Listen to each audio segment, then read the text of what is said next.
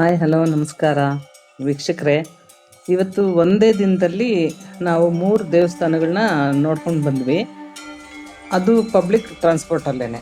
ಮೊದಲಿಗೆ ನಾವು ಕಾಳಿ ಆಂಜನೇಯ ಸ್ವಾಮಿ ದೇವಸ್ಥಾನಕ್ಕೆ 7:30 ಅಷ್ಟೊತ್ತಿಗೆ ಹೋದ್ವಿ. ಅಂದರೆ ಅಷ್ಟೊಂದು ಏನು ರಶ್ ಏನಿರಲಿಲ್ಲ. ಅಂದರೆ ಬೆಳಿಗ್ಗೆ ಅಲ್ವಾ, ಬೆಳಿಗ್ಗೆ 7:30 ಅಷ್ಟೊತ್ತಿಗೇನು ಖಾಲಿ ಇತ್ತು ದೇವಸ್ಥಾನ. ಒಳ್ಳೆ ದರ್ಶನ ಆಯಿತು.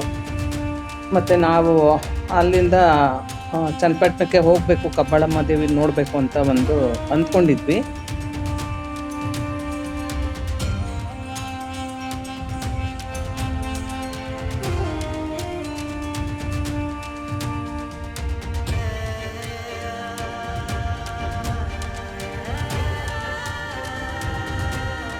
ಪಟ್ಟಣಕ್ಕೆ ಹೋಗಿ ಚನ್ನಪಟ್ಟಣದಲ್ಲಿ 10 ಗಂಟೆ ಅಷ್ಟೊತ್ತಿಗೆ ನಮಗೆ ಕಬ್ಬಾಳಮ್ಮನ ದೇವಸ್ಥಾನಕ್ಕೆ ತಲುಪಿದ್ವಿ.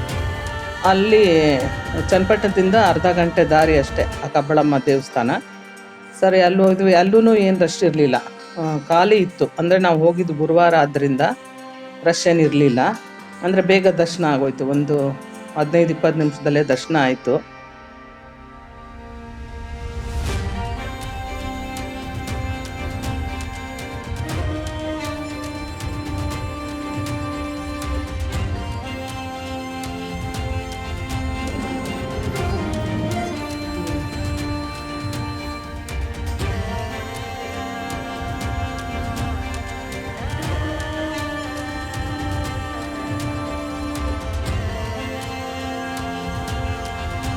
ಮತ್ತು ಅಲ್ಲಿಂದ ವಾಪಸ್ಸು ನಾವು ಕಬ್ಬಾಳಿಂದ ಮತ್ತು ಚನ್ನಪಟ್ಟಣಕ್ಕೆ ವಾಪಸ್ ಬಂದ್ವಿ.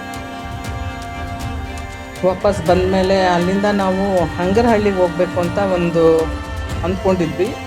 ಹಂಗರಹಳ್ಳಿಗೆ ಹೋಗೋಕ್ಕೆ ನಮಗೆ ಸ್ವಲ್ಪ ಬಸ್ಸಿನ ವ್ಯವಸ್ಥೆಗಳು ಸರಿಯಾಗಿ ಸಿಗಲಿಲ್ಲ. ನಾವು ಚನ್ನಪಟ್ಟಣಕ್ಕೆ ಬಂದ್ಬಿಟ್ವಿ. ಚನ್ನಪಟ್ಟಣದಿಂದ ಮತ್ತೆ ರಾಮನಗರಕ್ಕೆ ಹೋಗೋಕ್ಕೆ ಹೇಳಿದ್ರು. ಮತ್ತೆ ರಾಮನಗರದಿಂದ ಮತ್ತೆ ಇನ್ನೊಂದು ಬಸ್ ತಗೊಂಡು ಮಾಗಡಿಗೆ ಹೋದ್ವಿ. ಮಾಗಡಿಯಿಂದ ಮತ್ತೆ ಹಂಗರಹಳ್ಳಿಗೆ ಬಂದ್ವಿ. ಅಲ್ಲಿ ಅಮ್ಮ ವಿದ್ಯಾ ಚೌಡೇಶ್ವರಿ ತುಂಬ ಸುಂದರವಾಗಿದೆ, ತುಂಬ ವಿಶಾಲವಾಗಿದೆ. ಅಂದರೆ ತುಂಬಾನೇ ಹೇಳ್ಕೊಂಡ್ರೆ ತುಂಬ ಖುಷಿ ಅನಿಸುತ್ತೆ, ಅಷ್ಟು ಚೆನ್ನಾಗಿದೆ ಅಮ್ಮನವ್ರ ದೇವಸ್ಥಾನ.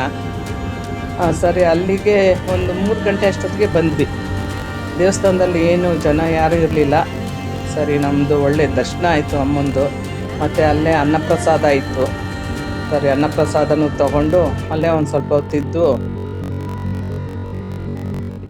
ವೀಕ್ಷಕರೇ, ತುಂಬ ಚೆನ್ನಾಗಿದೆ, ನೀವು ನೋಡಿ.